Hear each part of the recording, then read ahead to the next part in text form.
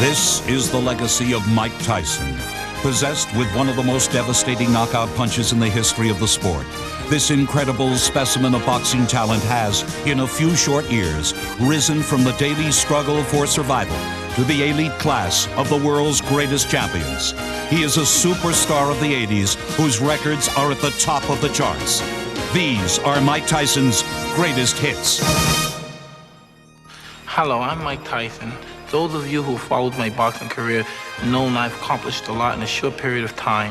It happened way back in 1980 when I first met Customato, the world-famous trainer and manager. After training such great champions as Floyd Patterson and Jose Torres, Customato opened a small gym above a police station in upstate New York, leaving the world of big-time boxing behind.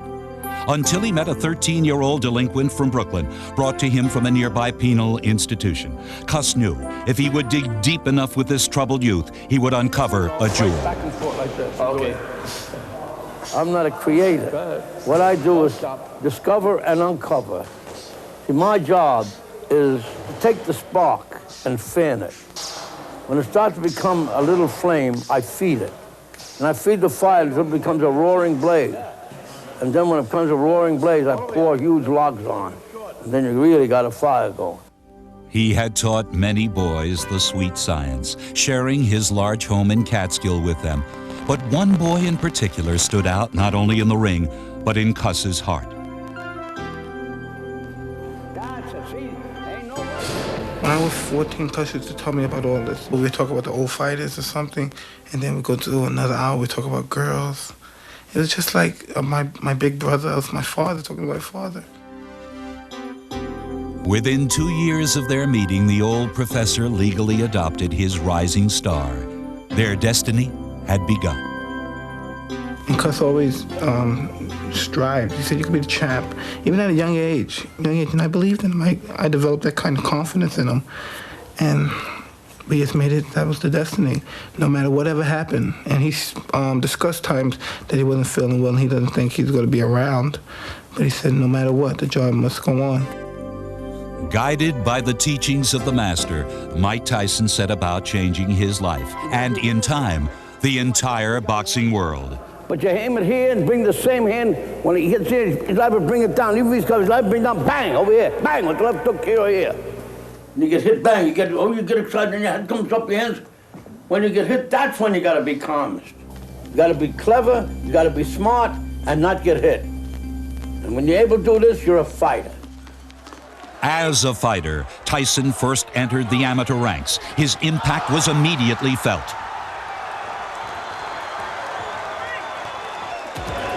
After a successful amateur career, Mike Tyson now stepped into the ring as a professional. It was a new game for the 18-year-old. He would be up against stronger, more mature competition. But he had trained for this moment, and he had learned his lessons well.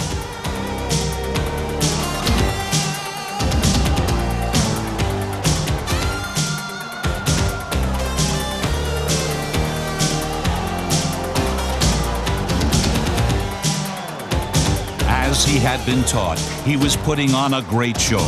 But as his reputation grew, so did his impatience for bigger stakes. The results were now all too familiar to the men who faced him.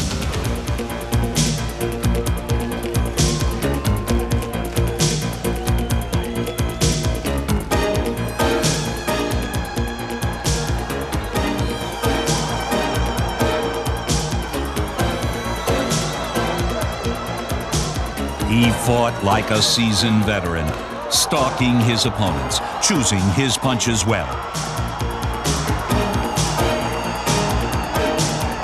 He could mix it up, exchanging combinations, and then pick a target, punishing the body.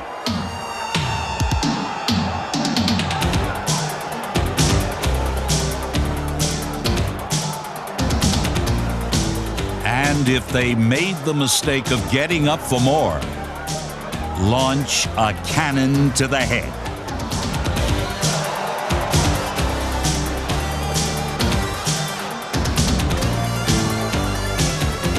Compact, quick, and incredibly powerful, he fine-tuned his knockout punch. his confidence soared. With Cus D'Amato's guidance, Mike had gained the respect of the public and his peers. In the ring, he had conquered his fear. But now there was an even greater challenge. And this time, he had to face it alone.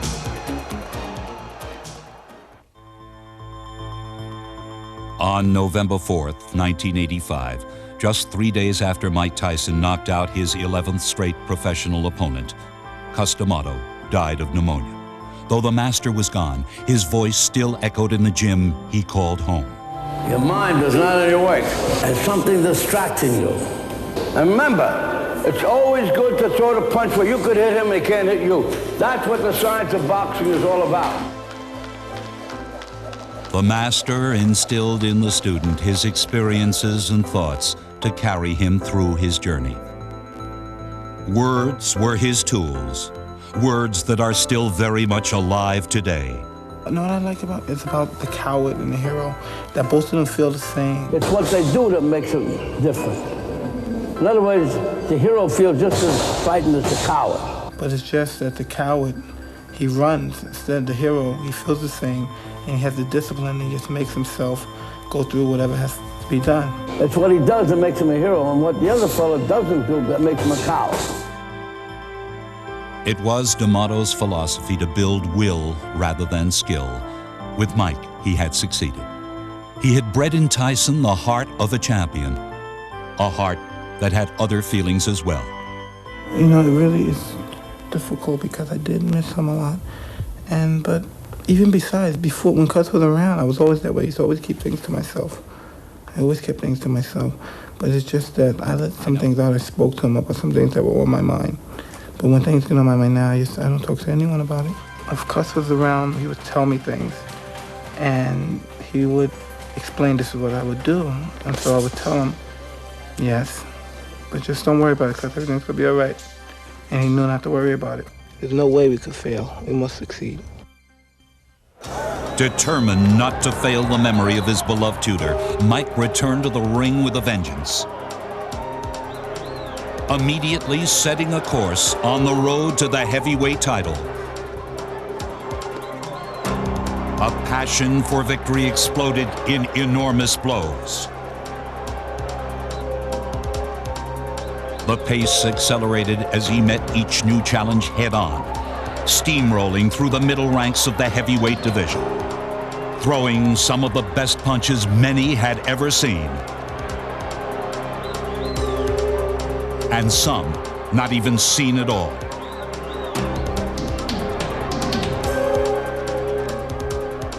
During the last 10 months of 1985, in his first year as a pro, Mike Tyson had knocked out all 15 of his opponents. And with the new year, the hits just kept on coming. Even when pushed into the middle rounds of a bout, he could unleash unbelievable combinations. Now reaching the critical point in his career, there was little need for worry. Mike Tyson had been properly prepared. His new co-managers had built the foundation along with Cus D'Amato by providing lessons on all the great old fighters from their extensive boxing library. At this stage, the late Jim Jacobs and partner Bill Caton developed Mike's progress. Our chief responsibility has been, over the last year, to pick the opponents for Mike Tyson. Nothing is more important than the opponents you pick for a fighter. The strategy was set to showcase Tyson at his best. When someone sees a Mike Tyson fight, we want them to leave the arena saying, when can we go see him again? We decided the time was at hand for the marketing of Mike with a technique that had never been used before, simply because video cassettes were never really available to a manager before. We prepared cassettes of all of Mike's fights and sent those cassettes with a covering letter to the top sports writers and top television personalities throughout the country. For Mike Tyson, the value of the press has been priceless, as one of boxing's most respected writers can attest. The press plays a very big part in the sense that if the promoter or manager knows how to use the press, you get the amount of ink, the timing of the ink, in such a way that getting a title shot pays. Anybody can get a title shot if you want to pay for it. The idea is to get the title shot so it pays you.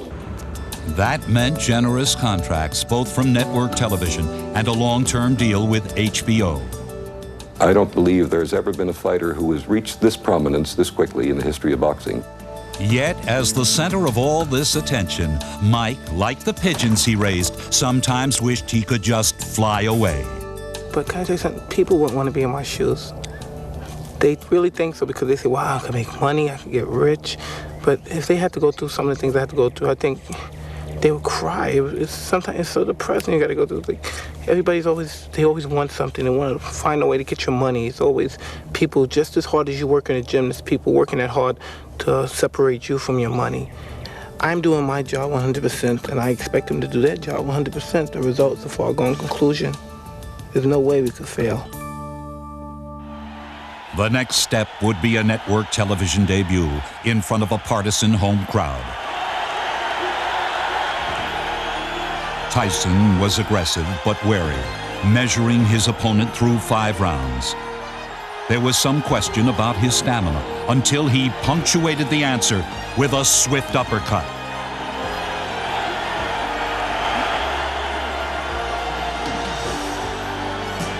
Ferguson barely held on until disqualified for staying too often in the clinch. Mike Tyson had staged an impressive first effort for a rapidly growing number of fans. Nationally recognized as a legitimate title contender, this gladiator proudly displayed his trademark: black trunks, no socks, no robe. Now he would meet boxing's best, fighters with broad experience who knew how to neutralize his attack. Tyson worked with his other skills, patiently waiting for his moment.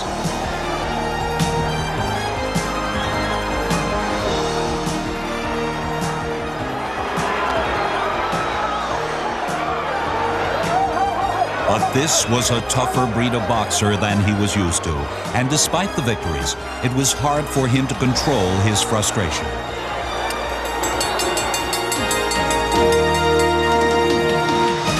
Now, when he entered the ring, his opponents already had the book on Mike Tyson. You understand? Throw the 1-2 from the outside and tie him up. 1-2, tie him up. Don't fight him inside. Get him on the outside. Green just trying to tie Tyson up, and a couple of good shots by Mitch Green. His best rally of the fight right here. Look here. No. He's caught Tyson 4 or 5 times, and Tyson for the first time seems a little bit puzzled. Well, he's smiling. Tyson is smiling, but see, Green has those fast hands.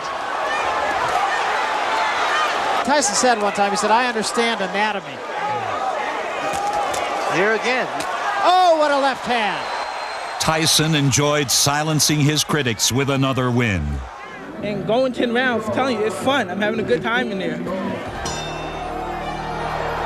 And the fun continued, but not for the men who chose to step into the ring with Mike Tyson.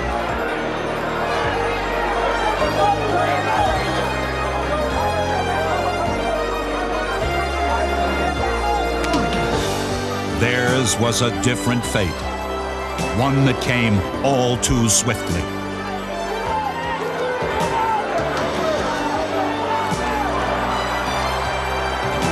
Once again, the look of a devastating knockout puncher returned.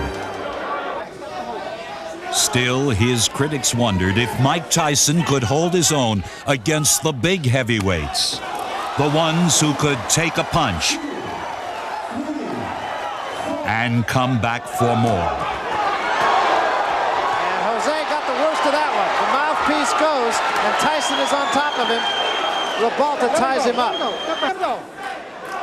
He's still got a long way to go in this 8th round, halfway. There's a big right hand, and Rebalta is about to go.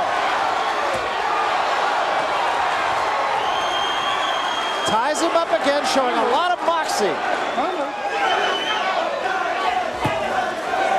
Oh, what a shot, and Rebalta's down. but he is in some trouble. Oh, he's seriously hurt this time, bro. Hey, how you doing? You want to continue? Yeah, okay. Oh, so do you want to continue? He said, yeah, hell yeah. That's a fighter.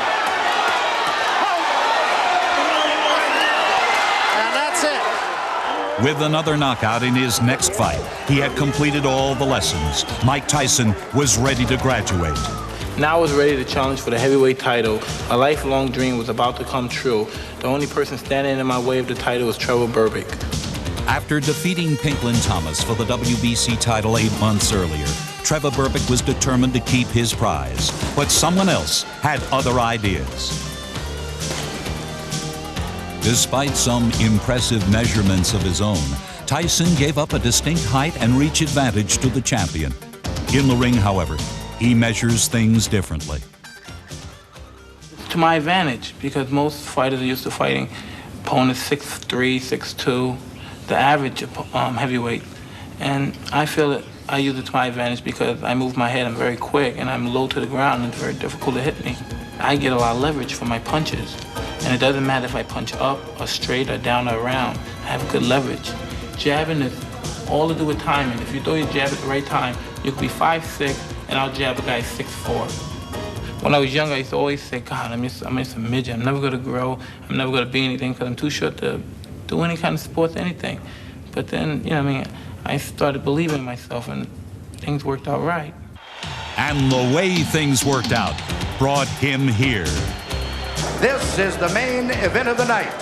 12 rounds of boxing for the WBC Championship of the World.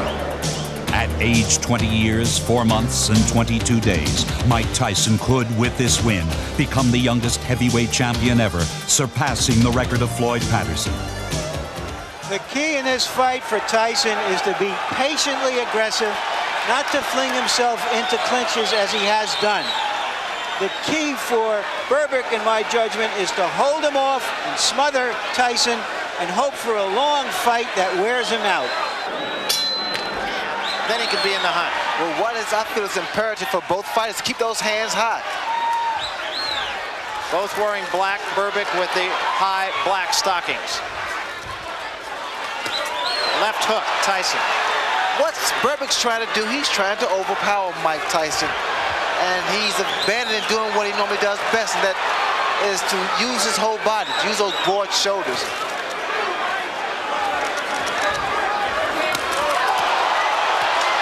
That was a big right hand by Tyson.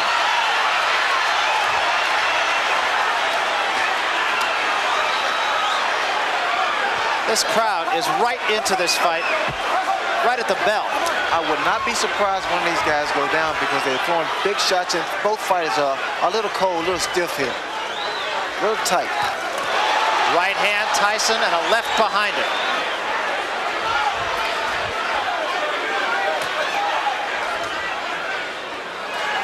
Berbick, as he told us he would, trying to go to the uppercut, so far ineffectively.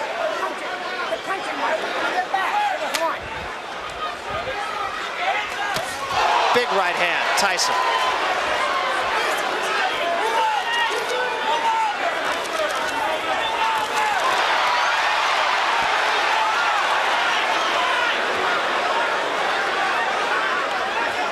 Tyson has to be patient, as Larry stated, because he's fighting a guy that's been in the ring with top caliber fighters. So he knows how to get a breather and get that second wind going. Another big left hook by Tyson. I mentioned this earlier, but Tyson's punches even sound different than most heavyweights.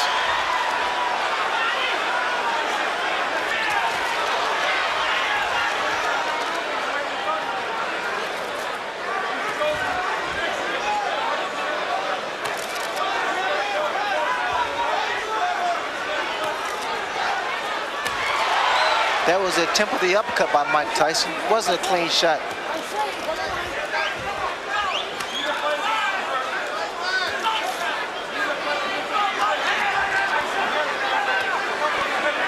Trevor appears to be trying to keep Tyson backing up, making him fight his fight.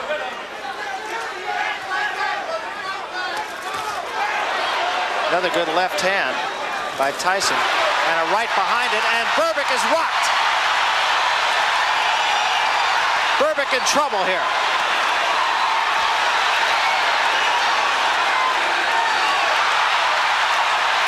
Berbick just trying to get through the round. He's hurt, no question.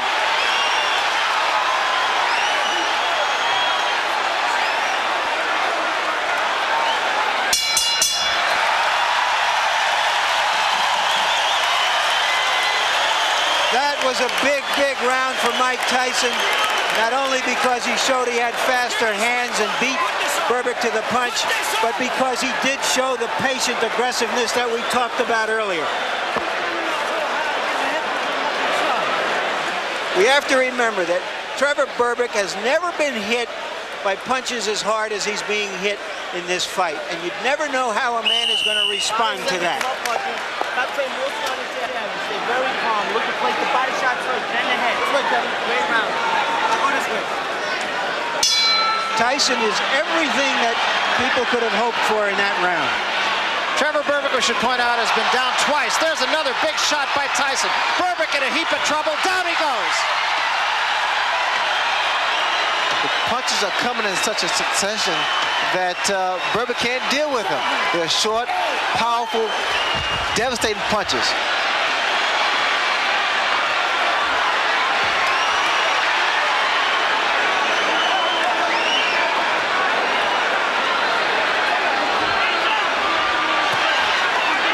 Berbick is still hurt.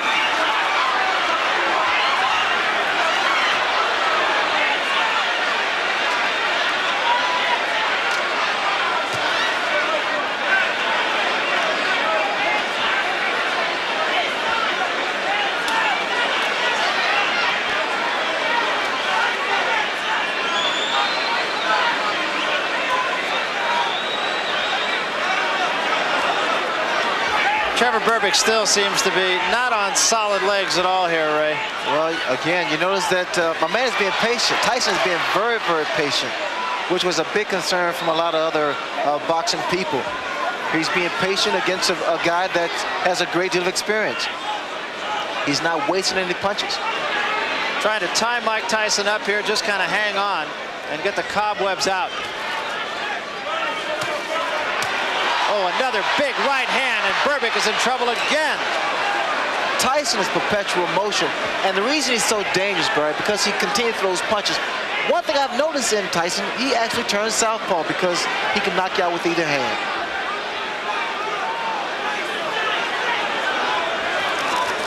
He has good leverage because he keeps his balance. He missed with that uppercut, but didn't miss by much.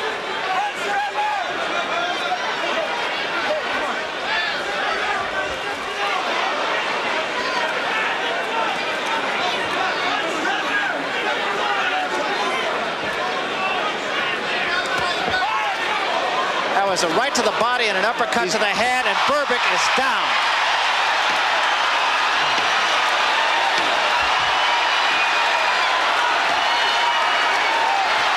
This one is going to be over, I believe. It's over. That's all, and we have a new era in boxing. See, we understand the punching power of Mike Tyson. All you have to do is watch this replay, and Trevor Berbick has a very durable chin. He has never been hit that hard, that often by any fighter. Just tremendous shots and very quick hand speed. He set up the last knockdown with a shot to the body and came right back behind it.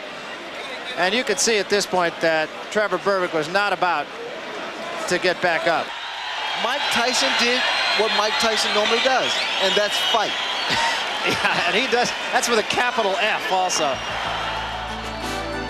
His mark was written in boxing history. Mike Tyson had become the youngest heavyweight ever to be called champion.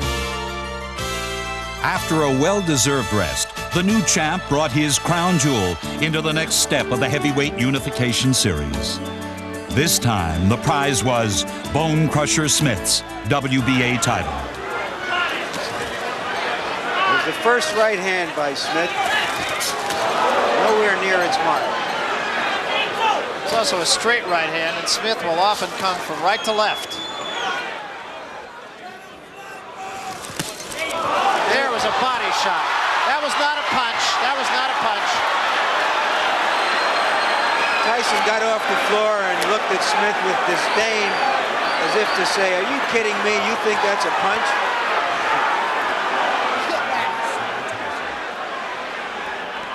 Great. Maybe his game plan well. He thinks you're going to get tired. Maybe let's show him that you ain't going to get tired. You understand? Spit it out.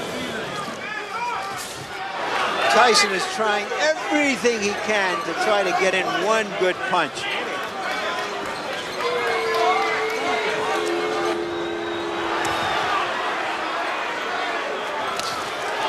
There was a right hand by Smith. That actually backed Tyson up. That was the best punch of the fight. We thought we would see that in the first 10 seconds, not in the last 10 seconds. And it is over. It was too late, it was too little for Bone Crusher Smith. With this victory came Tyson's second heavyweight title. Pinklin Thomas, once holding a crown of his own, would be next to try and dethrone boxing's newest prince. But against this man, first, he would have to survive.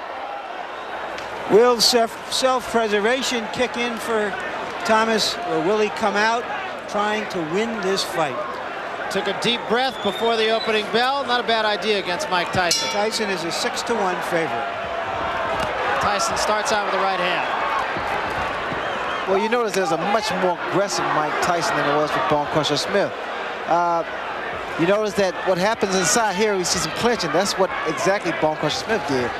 But inside, you may see that Mike Tyson still works. He still throws punches. He's not giving Thomas a chance to unload that jab.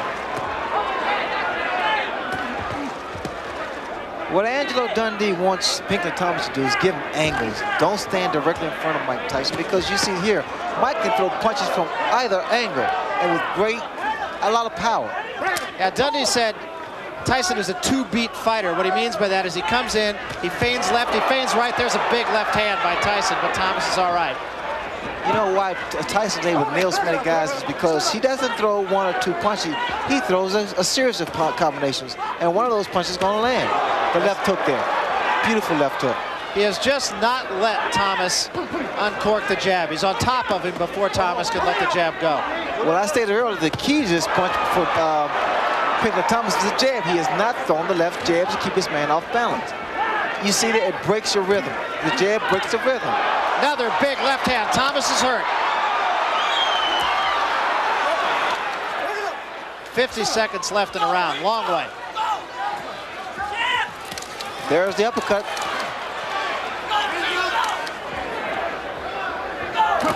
And a big left hand right on the jaw of Pinklin Thomas.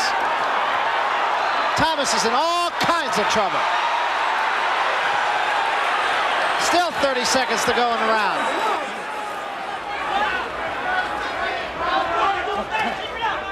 You see that jab? You see, again, it keeps him off balance. And now makes him reach. He's also starting to go side to side pretty well, too. That jab, as long as you use it consistently, will keep anyone off balance. It'll make you reach in, the right hand will land, and you'll find it'll be a much easier fight. Pinklin Thomas really is almost starting to control the tempo of the fight. Tyson is almost fighting Thomas's fight rather than the opposite, and I've never seen that happen. Thomas is holding him a little bit. I'm waiting to see Mike Tyson throw that bolo punch, kind of bolo, double right hand, right hand to the body and right hand to the head.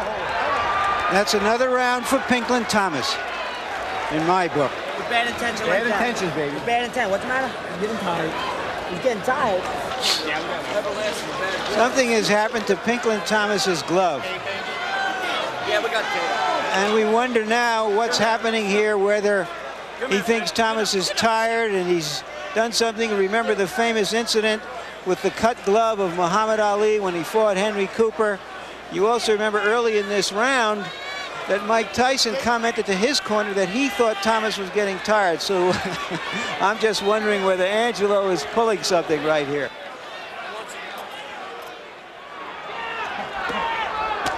And a left hand, and that staggered Thomas. And a right hand behind it. Thomas in trouble again. And now Tyson moves in for the kill. 2 uppercuts and a left hand. Thomas trying to hold on. Serious trouble, and down he goes. 4, 5, 6, 7, 8, 9. It's over. It is over. Thomas did not make it by the count of 10.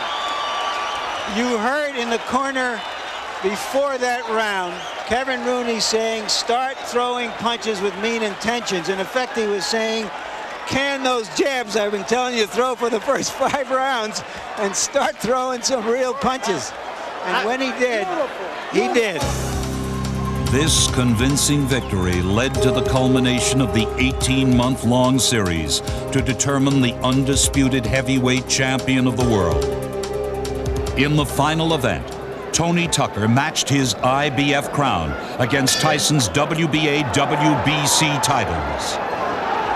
I was expecting Mike Tyson to jump right on Tony Tucker. Tucker, I had figured that he should at least tie his man up, try to frustrate Mike Tyson. But is he strong enough to do that? Well, that was a good right hand by Tucker. That might have been the best shot that Mike Tyson has ever taken right there. Did you notice that uppercut blocked Mike Tyson? This man, Tucker, may have found out a weakness. He may have seen something. Technically speaking, no one gave Tucker a chance, but there are miracles here. The last time Tony Tucker lost a fight was in 1978. You know, a lot of times people say, well, what do you see in Mike Tyson? And we always felt that he was susceptible to take jabs, but I think what Tucker saw in Tyson was the uppercut.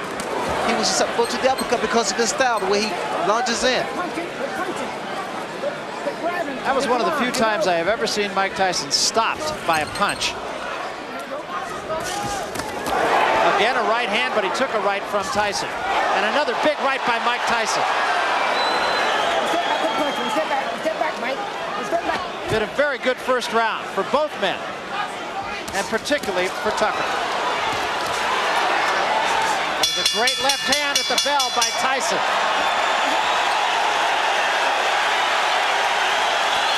Well, Tony Tucker is a 10-to-1 underdog. He wasn't 10-to-1 in that round. You gotta go to the body first. Just like that in the end, you start to pick it up a little bit. You gotta come alive a little bit. You understand me? Yeah. How you feel? You feel all right? Relax yourself. Right there in the end, that's where you gotta fight the guy. You gotta go to the body first, then up to the head. Don't look for the one shot to the head. Go to the body. Body first. Now let's see the uppercut almost immediately after the bell. He follows a right with a left and rocks Tyson. The first time we've ever seen Tyson really rock back like that.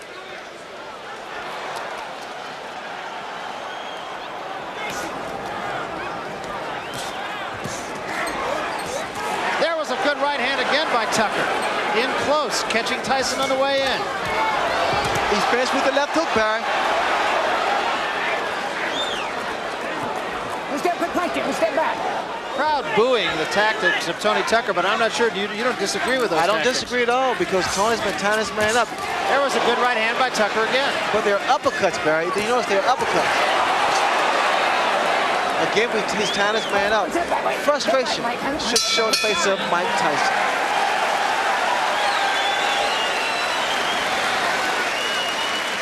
There has to be concern now in Tyson's corner. This is the most competitive fight he has ever been in. He's on one punch at a time. He makes you miss it, then he pops it at one time. You understand? You got to take the knee, take the initiative. When you hit him to the fight, push him off. Don't grab him. Push him off and attack him. But through the middle rounds, the attack faded, and Tyson's time had come. There was a big left hand. Tucker says, no, I'm all right. I'm all right.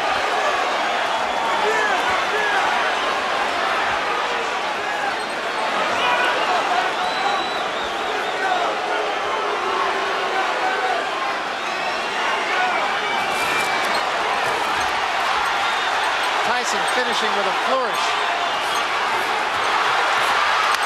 And so is Tucker. Great finish to a pretty entertaining evening.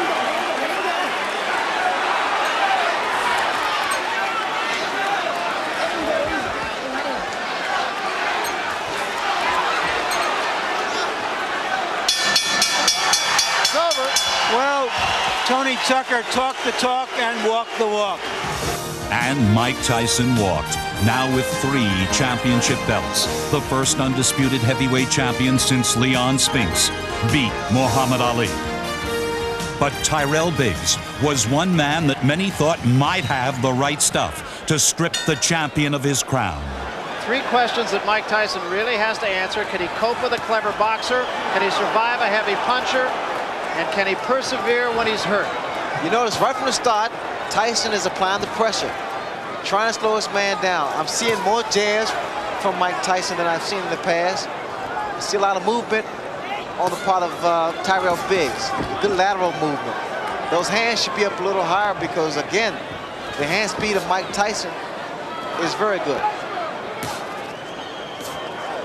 You have said that Biggs has to go side to side to win the fight, Ray? Go side to side, give your man angles, throw the jab like he's doing now, not to let Tyson set up.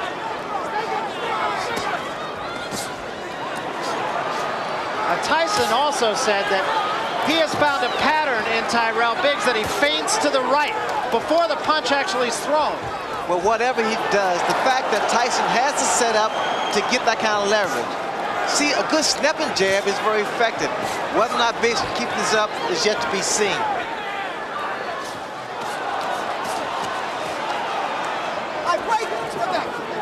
And now the cut over the left eye, and it's pretty bad. It's the same eye, the same cut. And another big left hand, and Biggs is hurt. That 6 was beautiful. Let's see, 6-5-1, 6-5-2-1. Oh, come on, this guy's gone. Now listen, come on, you're better fighter than him. Fire from your chin, though. The guy can't fight inside, so if you got no legs, fight him inside if you got. Those numbers you heard were a fight combination. Customato, the mentor of Mike Tyson, used to put numbers on the different fight combinations, and Kevin Rooney is Tyson's disciple. I heard something interesting in Biggs' corner. Benton told him, his trainer said, if your legs are gone, stand there and fight him. Stand toe-to-toe and fight him. So apparently the legs of Tyrell Biggs are shot.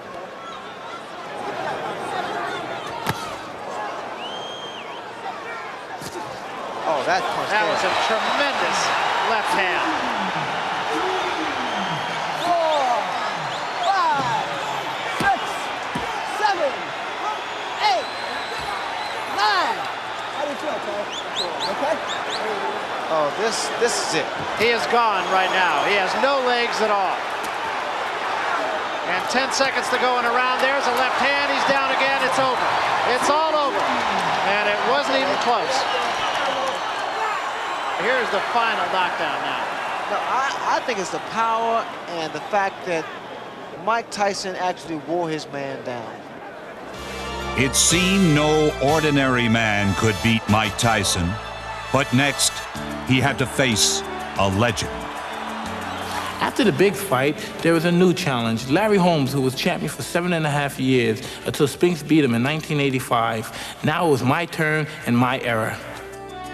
For this newest opponent, Tyson stuck to the same old game plan that had brought such great success before, one that included a great measure of sacrifice. No one wants to get up at 4 and run when it's pitch dark. It has to be done. And the only reason I do it so early is because I believe that the other guy isn't doing it, and that it gives me a little edge. The most difficult part about fighting is the training, because believe it or not, the easy part about fighting is the fighting. To achieve victory, he knows he must repeat steps he has taken many times before. Around a month before the fight, the only thing I think about is just training, constantly training. I enjoy it, but it gets sometimes boring because it's just constantly repetitious, over and over, the same thing, over and over. Snap, you put it like that, there you go. Trainer Kevin Rooney's unique methods have produced results in the ring. Well, the purpose of the slip bag is to get the fighter moving his head, to get him in the habit of moving his head correctly. The right hand, left hook, right hand. Now give me 1-5-1. We use a number system where I call out the different numbers for the different punches. You know, 9, 10, 11. you know, body, head. When Kevin tells me the numbers of 4, 5, 6, I know exactly what they are. I don't even have to think. But it is at times difficult to get boxing off his mind. 80% of the training is all emotional. I try not to think about the fights, but usually I always think about the fight in my mind. While I'm in training, I would dream about the fight. And I always dream that I lose, and it's very scary. Like, oh my God, what am I gonna do now? And it's funny, when you dream you lose, you wake up thinking that you lost. And it's scary. But when Mike Tyson entered the ring against Larry Holmes, he wasn't scared. He was angry. Angry at his opponent, who had openly attacked his character in the press. I'm going down in history, not Mike Tyson. He go down in history as a SOB. If he do happen to win the fight, down the line, he's going to destroy himself. Mike Tyson, however, would do his talking in the ring. Round 1. I called Larry Holmes from my home, and he said that, Ray, I would not run for Mike Tyson, which implies he's ready to exchange punch for punch. Ray, I have to ask you, Eddie Futch said anybody with an iota of tactical wisdom would go after the body and take away Larry Holmes' legs. Agree? You notice exactly, but you see what Larry Holmes is trying to do. He's trying to use that reach advantage. Keep that stiff hand out there and not let Mike Tyson get his punches off. Again, we see Mike Tyson not throwing punches inside. We'll see a lot of tying up from Larry Holmes, or we should see a lot of tying up. And Holmes does work the body, rather Tyson works the body earlier. Again, Larry's preserving those legs. He's not doing a lot of dancing, a lot of moving, but you need to see more jabs. He's keeping his man off by extending a stiff left hand. Tyson's having a few problems here, not being able to measure Larry Holmes. And I think that's what Larry Holmes has in mind, to try to frustrate Mike and make him run into him. I think Mike Tyson should pick up the pace. He's fighting Larry Holmes' pace. What Tyson has to maintain is his composure. He can't get frustrated. Those are the kind of shots that create a lot of damage. Holmes is complaining about a low blow, and I think he was right. Joe Cortez says keep him up to Mike Tyson. That was a big right hand. Best punch of the fight. Followed up by another good punch right after the bell. Keep your knees bent, your defense tight, but keep your balance. Working behind a good hard jab. Big one, Jay, big one. Big one, big one. All right, Big Jack. So, another one. It was Customato who said that sometimes a great old fighter who appears to be shot can pull together one big effort. Look at Larry Holmes. Larry Holmes is trying it right here. Look at the jab. It started to stick out and snap. And the crowd is really into this, has been from the opening bell. Look at the jab. Larry hands it down. He's popping the jab. Watch. Listen to the crowd now, Barry. It's fascinating how they change all of a sudden.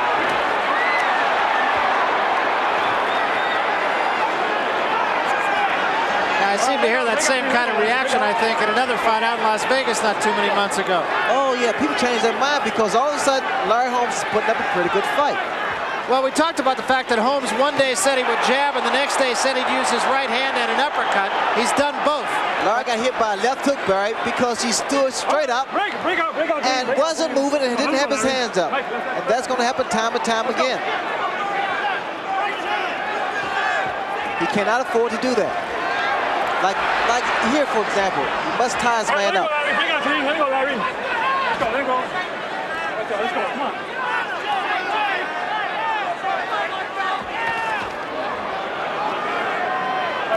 Let's go, Larry. Work out of it, guys. Larry, let's go. All right, break out clean. Let's go. You got the hole. Let's go.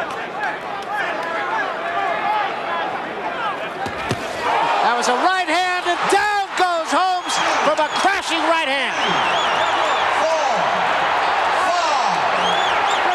The old Larry Holmes would always get up and fire back. But he's in against a guy who is a tremendous finisher. And down he goes again from another right. There's a full minute left in this round. Larry trying to clear his head, that's why he's walking around. What he needs to do now is either tie his man up. He can't move because he's not steady. He needs to hold on. It will take every bit of savvy that this man has. Tries to fight back. Still 40 seconds left. He's still on Queer Street. And took another big right hand. 30 seconds left. Tyson just looking for the one shot. Well,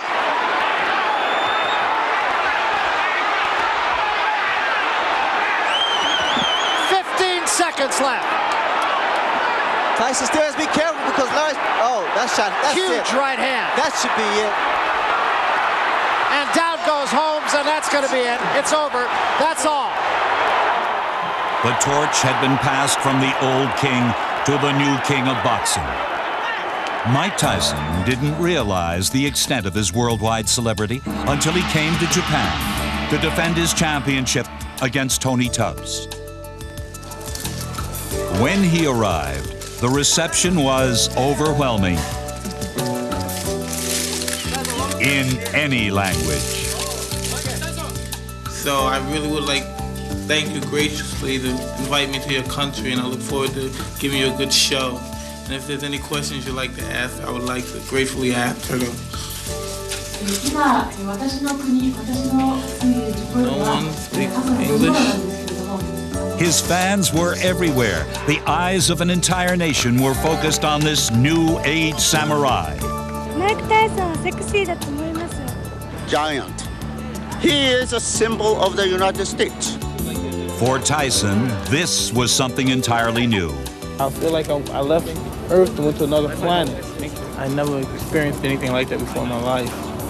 Around a bunch of people just surrounded around me. And I'm so excited to just be around me. It was an experience I don't know if I will experience again. I feel everyone should know who the world champion is. And in my mind, before I ever traveled to another country to fight in a world championship contest, I thought, yeah, everyone should know the champion of the world. But God, man, I would have took second thoughts if I knew it had been like this. The objective was to capture the hearts of his Japanese fans.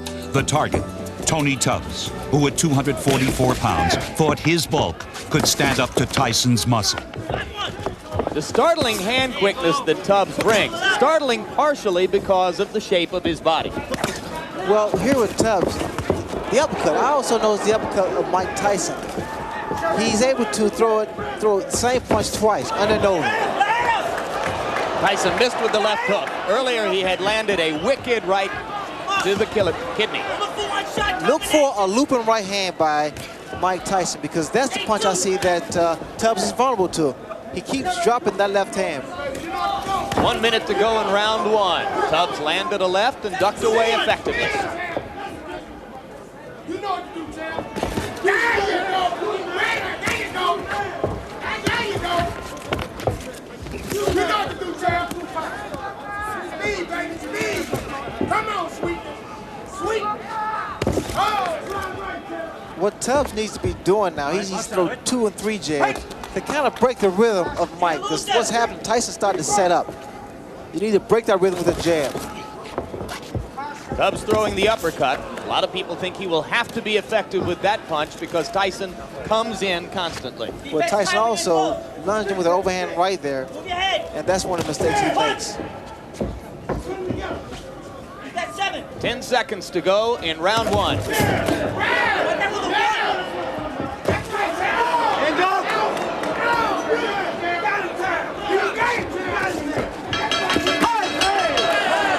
One punch after the bell, and now Mike Tyson returns to his corner. I thought Tubbs fought a very effective round. I gave him the round. He landed some hooks, and he went to the body as promised. Remember, he told us that nobody has gone to Mike Tyson's body so far. Okay. Second down. Second down. Okay. Second down. Round two. The talking in Tubbs' corner was done by trainer Odell Hadley. So now Hadley and Rooney have had their minute, and round two begins. Tubbs keeping that right hand up. because of the left hook of Mike Tyson. But also, you notice now you see a much more relaxed Tony Tubbs. So now his punches are being more fluid. Look at Tyson with the rapid-fire 3 jabs in a row. Something new within the past year. Well, Tyson is starting to improve each time he steps into the ring. But what I see here in Tubbs is pretty much trying to get range so he can drop his right hand, because in his corner they told him to drop the right hand. The left hook lands, but he needs to come back with the right hand.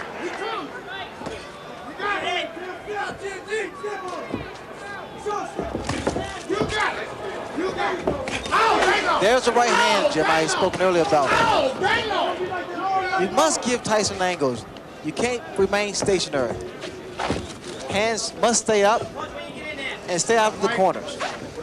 But indeed, Tony acknowledged in talking with us, Ray, that you couldn't finesse Tyson completely. You have to be willing, as he said, to fight him. Well, you saw that double punch with one hand, sort of a bolo type punch. And those are the type of punches that do a great deal of damage, because the body shot and then the uppercut raises the chin up, and then the left hook comes into play. Good uppercut by Tubbs inside. Snap Tyson back a little.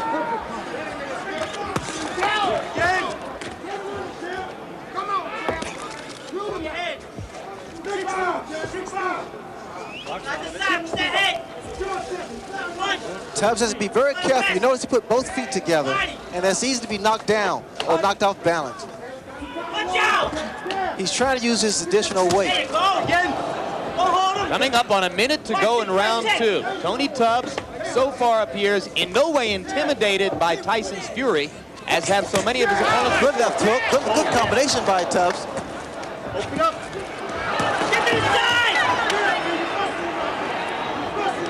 You know, Tubbs just trying to gain respect, and I think he's done that.